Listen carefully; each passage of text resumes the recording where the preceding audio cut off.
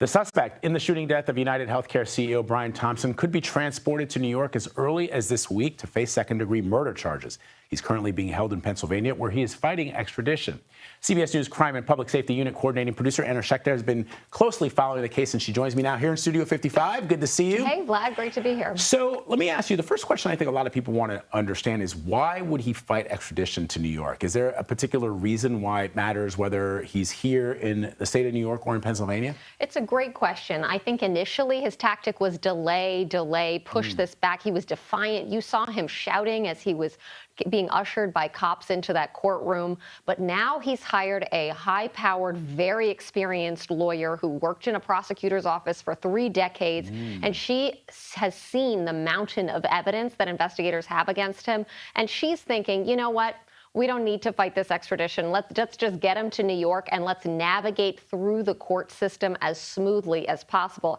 And I think that's why we heard Alvin Bragg on Friday say that this could happen very quickly, as soon as tomorrow. Wow. And so take us through what happens once he is here in New York. They don't have to share any of the grand jury deliberations or evidence with his attorney.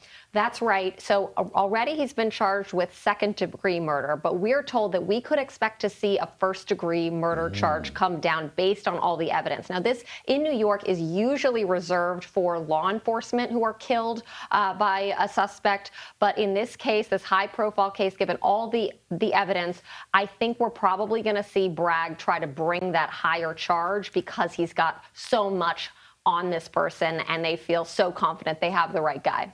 And as someone who's done this for quite some time, is it surprising to you that with all of the technology, when the story first broke, you were talking to officials, you were talking to investigators as they were trying to track the suspect down, and we were talking about DNA, and we were talking about the cameras that are all over New York City and facial recognition, and at the end of the day, it came down to just an ordinary person at a fast food restaurant saying, hey, you know what? That dude's eyebrows and his eyes look very particular. I think I've seen him somewhere else. Oh, yeah, on this wanted poster, called in the tip. Such a great point, because technology can only take us so far. And sometimes investigators can be blinded by data. They were flooded with tips and flooded with thousands of hours of surveillance footage. And even that facial recognition technology, it didn't work because of the awkward angle pointing down at his face. I didn't know that. It didn't pop a positive ID. They literally didn't know who he was. They did not have an ID on the suspect until that Altoona police officer said, okay, yeah, we've got the right guy. They arrest him.